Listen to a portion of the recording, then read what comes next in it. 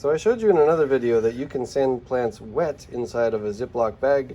That sends the plants as they are alive. Another way to do it is just to acknowledge that the plants are going to die, and we're going to dry them out quickly. So if you dry plant material quickly, that also preserves the DNA pretty well. So I have this plant that I've got basically cleaned of associated material. I had another video about that, and I want to show you the one method that you could use to dry this out.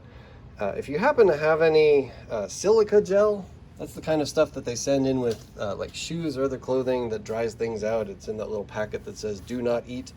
That kind of material, a desiccant, can be really good for drying material. You could do that inside of a Ziploc bag if you want to send things as dry material. Another way to do that would be what I'm going to show you here, is to dry it out over comfortably probably a couple of days. So I've got it here in the water, and I'm going to insert, this is just a piece of copier paper. It doesn't have to be too fancy, but this is a nice technique for drying the material. Kind of spreads it out and also makes for a good quality specimen. So if I receive this looking like this, I can probably turn it into a good specimen for our collection, which is a nice upshot, is having a kind of a permanent record of the plant that you sent me. Okay, so this allows us to spread things out a little bit. Again, just kind of knock it around a little bit. And certain plants, like this water milfoil, very delicate plants, these underwater plants tend to really clump up if you take them out of the water. So this one doesn't have as much character, but if you put it in the water, it spreads out nicely. And we want to try to preserve that in the drying process. I probably shouldn't have put as much water as I have in here, but maybe I'll get away with this. I'm going to do one method, which is just to kind of pour the water away.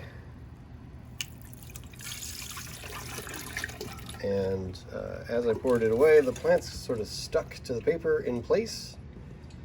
And then I can peel them up and hold them together pretty well there, right?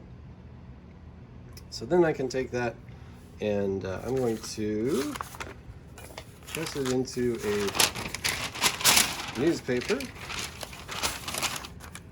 Any kind of newspaper would be fine. This is a nice size for making a permanent specimen. This is kind of on the small side, but certainly enough that would get by for a good quality specimen. And I'm going to fold that in there. While you've got the newspaper is handy. It kind of makes a cheap folder, and you could write your identifier on here.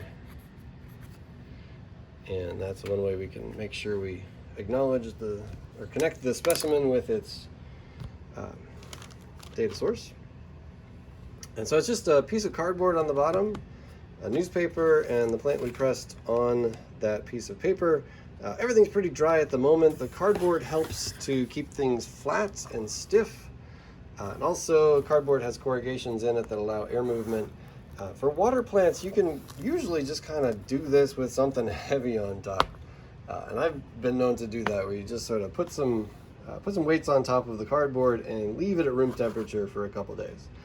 This works really well if you've got just a couple at a time. If you were making like a stack of 20, the joint moisture of all those plants together might cause them to take a long time to dry, and that also invites some rotting. So if you do have a lot of them to press together, you might press them in separate piles, or if you have the opportunity to heat the place where you're drying them, heat it to about 100 degrees Fahrenheit with some air movement. That's kind of ideal for drying plants.